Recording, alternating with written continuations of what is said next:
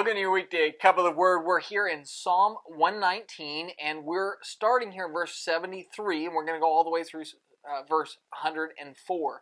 We're covering 4 letters each day of the Hebrew alphabet, because this is an alphabetical psalm, meaning that each stanza of this uses one letter of the Hebrew alphabet to cover a section of the psalm. Psalm 119 deals with God's law. And as we start in verse 73 through 80, and we look at that stanza there, that stanza deals with the fact that God's law is designed by the Creator, meaning the one that made you is also the one that made the law. It is a blueprint for you. And so the one who designed you knows how you work, what makes you tick, what is your purpose and meaning, and how you're supposed to be living life. All of these things, He knows exactly how to make every squeak and ill-fitting part of your life to smooth out. And so if we'll turn to His law, we'll become the people He always designed us to be. We'll be better people. We'll be smooth-running people. It will change every aspect about who we are. And then down in verses 80 through 88, we see another stanza. And this stanza deals with the fact that the truth is that obeying God's law is not all happiness. It's not all easy. In fact, one of the hardest parts of life is to go and do what God says, because it's almost always the hard thing. It's to do the thing that you don't want to do, is not comfortable to do, is not easy to do, and yet is what is right to do and God has said to do.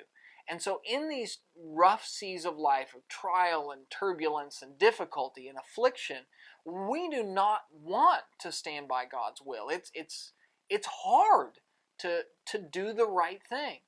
And yet God teaches us that we should. Don't give up in those times. Don't bail when it gets difficult. Look at what has happened to everybody in the past. That's one of the beauties, once again, of God's teachings, is you see the history of how many other people have had it very, very difficult, and yet in the end, when they stuck with God, it worked out well. So hope floats through the roughest seas, and you've got to do that very thing yourself.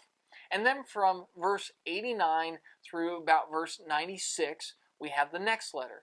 And it's kind of a couplet to the last one that talks about life is difficult and hard, and you got to stand by God.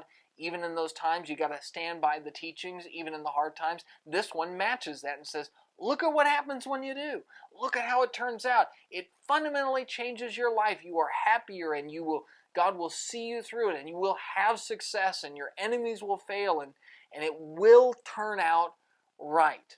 That God does reward and take care of His people who cling to His commandments. And then from there, from verse 97 through verse 104, we see the last section, which is God's commandments make you smarter. One of the things that we've learned in modern science that just is a shocking thing is the more you use your brain, the better it gets. Your brain isn't a static thing. And so as we look at what happens to you when you put God's law in your mind, it makes you smarter. It makes you wiser. It makes you better capable of discerning between good and evil. It makes you more capable of knowing what is right and avoiding future problems. It makes you more capable of helping others to avoid future problems. It makes you a better, mindful, intellectual person. And so as we take God's teachings and we put it into our mind, it doesn't just fill our mind, it changes our mind. And it makes us people who think better. That's your Daily Cup. And we'll see you next week.